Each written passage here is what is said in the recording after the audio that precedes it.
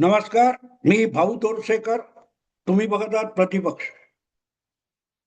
मित्रांनो, आपल्या समाजामध्ये म्हणजे प्रामुख्याने जे स्वतःला हिंदू म्हणवून घेतात अशा लोकांच्या अंत्ययात्रेमध्ये एक शब्द किंवा एक शब्दावली आपण अगत्याने ऐकतो. ती म्हणजे राम नाम सत्य है. ज्या वेळेला कुठल्याही व्यक्तीचा मृत्यू होतो आणि त्याला या जगातून निघून जाण्यासाठी जे अंत्यसंस्कार केले जातात, त्यासाठी त्याच्या घरापासून स्मशानभूमीपर्यंत जी अंत्ययात्रा काढली जाते, त्यामध्ये जिंदाबाद वगैरे अलीकडच्या घोषणा आहेत. पण मूलतः कुठच्याही हिंदू व्यक्तीच्या अंत्ययात्रेमध्ये राम नाम सत्य है हेच बोललं जात असतं. आणि ते दिल्लीपासून अगदी दक्षिणेपर्यंत तुम्ही बघाल तर तेच असतं. हे हिंदुत्ववादापासून राजकारणात बाळसेदार झालेल्या शिवसेनेला आत्ता आत्ता कळतंय. मुख्यमंत्री होण्याच्या मोहात सापडलेले उद्धव ठाकरे हे अशा प्रकारे पुरोगामित्वाकडे भरकटत गेले की बघता बघता त्यांच्या पिताजींनी स्थापन केलेली आणि वाढवलेली शिवसेना राम नाम सत्य होऊन संपली. आज त्या शिवसेनेचं नाव आणि निवडणूक निशाणी सुद्धा उद्धव ठाकरेंकडे उरलेली नाही. पित्याने मोठ्या विश्वासाने जो पक्ष आणि जो वारसा उद्धव ठाकरे यांच्याकडे सोपवला होता, तो उद्धव ठाकरेंना सांभाळता आला नाही आणि ते शिवसेना नाव किंवा निवडणूक चिन्ह धनुष्यबाण हे एकनाथ शिंदे घेऊन गेले. बाप पळवला, पक्ष पळवला हे रडणं सोडून द्या. पळवण्यासाठी ते तुम्ही फेकून दिलं होतं हे विसरू नका. तुम्ही तुमच्या घरातला कचरा अडगळ जेव्हा रस्त्यावर फेकता तेव्हा रस्त्यावर येणाऱ्या जाणाऱ्यांनी ते उचललं, त्याला त्यातलं मौल्यवान गोष्टी कळल्या. आपण बघतो ना, कुठेही कचऱ्याचे ढीग पडलेले असतात उकिरड्यावर, त्यामध्ये सुद्धा काही लोक पुठ्ठा प्लास्टिक वगैरे बाटल्या काहीतरी गोळा करत असतात. कुत्रा, मांजर, घुशी, लहान लहान किडे मकोडे सुद्धा तिथे घोटाळत असतात. का त्यात काहीतरी उपयुक्त आहे तर ते आपण घ्यावं, भले माणसाने फेकून दिलं असेल किंवा त्यातलं कोणी उकिरड्यातलं कोणीतरी उचलून नेलं तर ते माझं होतं म्हणून रडण्याला अर्थ नसतो. तुम्ही उकिरड्यावर का फेकलं? गरज नव्हती ना, तुम्हाला ते उपयुक्त वाटत नव्हतं. मराठी बाणा, मराठी अस्मिता यासाठी सुरू झालेली संघटना पुढल्या काळामध्ये जवळजवळ 60 वर्षापूर्वी सुरू झाली आणि 20-25 वर्षांनी हिंदुत्वाकडे वळली आणि बघता बघता मुंबई ठाण्यातली शिवसेना महाराष्ट्राच्या कानाकोपऱ्यात जाऊन पोहोचली. ती हिंदुत्वामुळे पोहोचली होती आणि उद्धव ठाकरे यांना ती वारशात मिळालेली होती. पण मुख्यमंत्री पदाचा मोह इतका झाला की उद्धव ठाकरेंनी आपल्या घरातलं सगळ्यात मौल्यवान असलेलं हिंदुत्व उचलून उकिरड्यावर फेकून दिलं. आता ते कोण उचलेल त्याचा अधिकार होतो, ते पळवलं म्हणता येत नाही. आणि एवढं सगळं झाल्यानंतर ते हिंदीत काय कुठचा तरी एक व्हिडिओ ऐकत होतो, एका हिंदी सिनेमाचं गाणं त्यात कोणीतरी कोट केलं. ममता बॅनर्जीला आता एकदम इंडी आघाडी आठवली आहे. जी ममता दिदी इंडी आघाडीच्या स्थापनेपासून त्या आघाडीतल्या विविध पक्षांची गोची करण्यासाठी प्रत्येक संधी शोधत होती. ज्या नितीश कुमारांनी 2023च्या जून महिन्यामध्ये भाजप विरोधात इंडी आघाडी स्थापना करण्यात पुढाकार घेतला, देशभरच्या बिगर भाजपा पक्षांना आमंत्रण देऊन पाटण्यात बोलवलं, त्यांची बैठक घेतली आणि त्या बैठकीतून पुढे बंगलोरला बैठक घ्यायचं ठरलं. त्या बैठकीला आलेल्या ममता दिदी यांना आपण सोडून इतर कोणाचंही नेतृत्व मान्य नव्हतं आणि म्हणूनच त्या इंडी आघाडीला पुढे नाव देण्यात आलं. बैठक झाली तेव्हा नाव पण नव्हतं. त्या इंडिया आघाडीची पदोपदी घोची करण्याची संधी ममता दिदी शोधत होत्या. म्हणूनच ज्या आघाडीच्या स्थापनेसाठी आपण पुढाकार घेतला त्या आघाडीचं संयोजक पद हे उद्या पंतप्रधान पदावर दावा करील, म्हणून ते संयोजक पद नितीश कुमारांना मिळू नये यासाठी ममता दिदी आणि केजरीवाल डाव खेळले होते. आज जवळजवळ 3 वर्षानंतर ते दोघेही आपापल्या राज्यात आपापली सत्ता गमावून बसलेत आणि मग त्याला म्हणजे पर्टिक्युलरली ममता दिदींना परत एकदा इंडिया आघाडीची आठवण झाली आणि आता आपण इंडिया आघाडी मजबूत करणार असं जेव्हा वक्तव्य ममता दिदींनी केलं त्याची खिल्ली उडवताना एका ज्येष्ठ हिंदी पत्रकाराने फार सुंदर वक्तव्य केलं. तो म्हणाला ते हिंदी चित्रपटाचं गाणं आहे ना की सब कुछ गवाकर होश में आए तो क्या हुआ.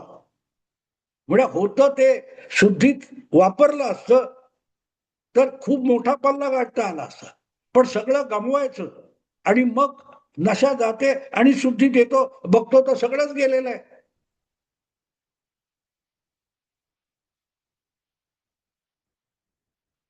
हे ममता दिदीच्या बाबतीत झालं नाही, उद्धव ठाकरेंच्याही बाबतीत झालेलं आहे. ममता दिदींनी कारण नसताना श्रीरामाशी पंगा घेतला. भाजपला हरवायचं ठीक आहे, भाजप एक राजकीय पक्ष आहे, तुमचा प्रतिस्पर्धी आहे, त्याला हरवा.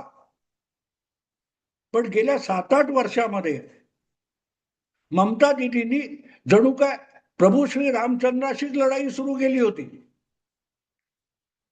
तुम्हाला आठवतो तो व्हिडिओ बघायला मिळेल की कुठल्या तरी बंगालमधल्या गावातून ममता दिदींचा मुख्यमंत्रीचा ताफा गाड्यांचा चालला होता. कुठच्या तरी गावाच्या चौकामधून त्या गाड्या जात असताना तिथे जमलेल्या लोकांनी जय श्रीराम घोषणा दिल्या तर गाड्या थांबून ममता दिदी उतरल्या आणि त्या गावकऱ्यांना धमकवायला लागल्या. जय श्रीराम या घोषणेने ममता दिदींनी विचलित होण्याचं कारण काय होतं? त्यांनी नरेंद्र मोदी जिंदाबाद म्हटलं नव्हतं, त्यांनी भाजप जिंदाबाद म्हटलं नव्हतं. जय श्रीराम म्हटल्यानंतर ममता दिदी जेव्हा गाड्या थांबून रस्त्यावर उतरतात आणि त्या गावकऱ्यांना सामान्य जनतेला धमक्या देतात तेव्हा त्यांनी श्रीरामाविरुद्ध लढाई पुकारली होती हेच कळतं. हाच त्याचा अर्थ निघतो. आणि ममता दिदीचा पराभव झाल्यानंतर गेल्या महिन्याभरात बंगालमध्ये 2 घोषणा ऐकायला येतात. टीएमसी चोर चोर, जय जय श्रीराम. कोणीही भाजप जिंदाबाद बोलत नाही, कोणी मोदी या अमित शहा जिंदाबाद बोलत नाही, कोणी काय तो शुभेंदू अधिकारी जिंदाबाद बोलत नाही. प्रत्येक जण ममता दिदीच्या तोंडावर आणि टीएमसी वाल्यांना ठोकताना जय जय श्रीराम म्हणतोय. कारण बंगालमध्ये ममता दिदीचा पराभव जय श्रीरामाने केला, प्रभू श्रीरामाने केला. उद्धव ठाकरे त्या रामाला विसरले आणि नियतीने आणि जनतेने ठरवलं की यांचं रामनाम सत्य केलं पाहिजे, रामनामच सत्य आहे हे हिंदुत्वात विसरलेल्या उद्धव ठाकरेंना पटवणं आवश्यक आहे हे लक्षात आलं आणि सब कुछ गवा के होश में आए. पक्ष गेला, नाव गेलं, निवडणुकीत जनतेने आपटलं, विधानसभेत आपटलं, काय त्या नगरपालिका जिल्हा परिषदेत आपटलं, 5व्या 6व्या नंबरचा पक्ष झाला. तेव्हा उद्धव ठाकरेंना आता शुद्ध येते. मग त्या बातम्या येतात उद्धव ठाकरे परत भाजपकडे जाणार का वगैरे. मला त्याच्यात इंटरेस्ट नाही. गेले तरी फरक पडत नाही, नाही गेले तरी फरक पडत नाही. कारण आता भाजपला उद्धव ठाकरेंची गरज नाही, त्यांच्या लोकसभेतल्या 9 खासदारांची गरज आहे आणि ती वेळ आलं की आमिष दाखवून फोडता येतात. जो माणूस आपल्या पित्याचा वारसा मुख्यमंत्री पदाचा आमिष दाखवल्यानंतर आपल्या पित्याचा वारसा पायदळी तुडवून निघून जातो. त्याचे खासदार कुठचं तरी सत्ता पदाचं आमिष दाखवलं तर भाजपकडे गेले तर नवल नाही. त्यामुळे उद्धव ठाकरे सोबत घेण्याची गरज नाही. त्यांचे खासदार कसे मिळवायचे हे अमित शहा यांना कळतात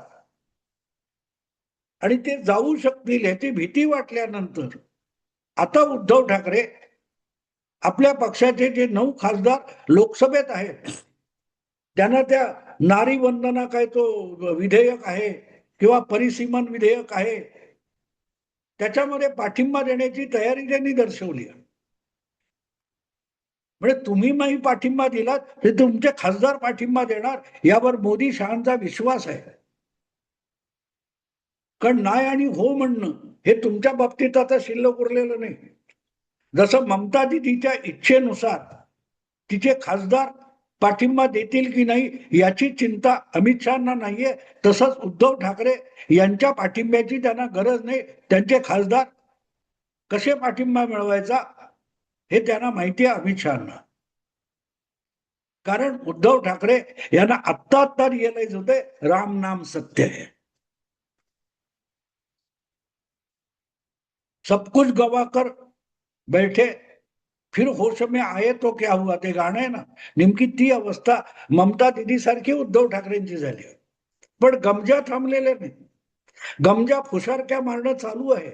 याचा वाघ त्याचा वाघ, बंगालची वाघीण एकाकी लढते. अरे तुम्ही वाघाचे बच्चे होतात. बाळासाहेबांनी शिवसेनेच्या स्थापनेपासून जे मानचित्र शिवसेनेचं बनवलं ते वाघाचं होतं. तुम्ही कधी भिगी बिल्ली होऊन गेलात, तुम्हालाही पत्ता लागला नाही.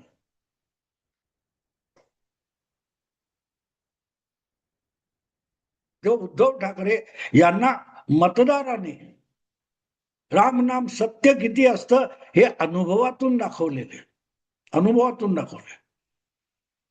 तो आता तुम्ही पाठिंबा देऊन काय तुमच्या सर्वांवरचा विषयच नाहीये. आणि योगायोग कसा बघा, हे आपल्या मुलाचे लाड करत बसले आणि शिवसेना बुडवली. ममता दिदीने आपल्या पुतण्याचे लाड करता करता तृणमूल काँग्रेस बुडवली. ज्या बळावर तुम्ही प्रतिष्ठा मिळवली, ताकद मिळवली, त्यालाच तुम्ही लाथ मारणार असाल. जे कार्यकर्ते, जे सहकारी तुम्हाला उभं राहण्यात मदत करतात, त्यांना पुत्रप्रेम किंवा पुतण्या प्रेमाच्या लाडासाठी तुम्ही लाथाडता, तेव्हा यापेक्षा वेगळी परिस्थिती येत नाही. त्याला पर्यायच नसतो.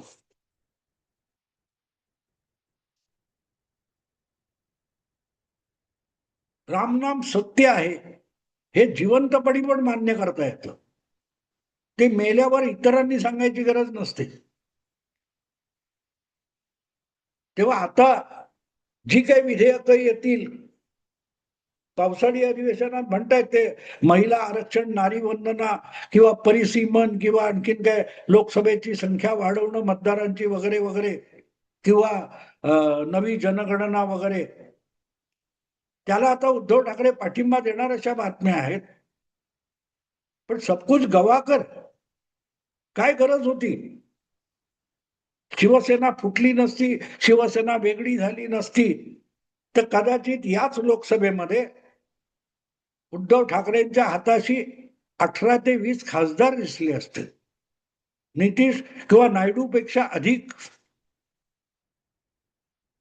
एनडीए मधला 2 नंबरचा पक्ष शिवसेना झाली असती.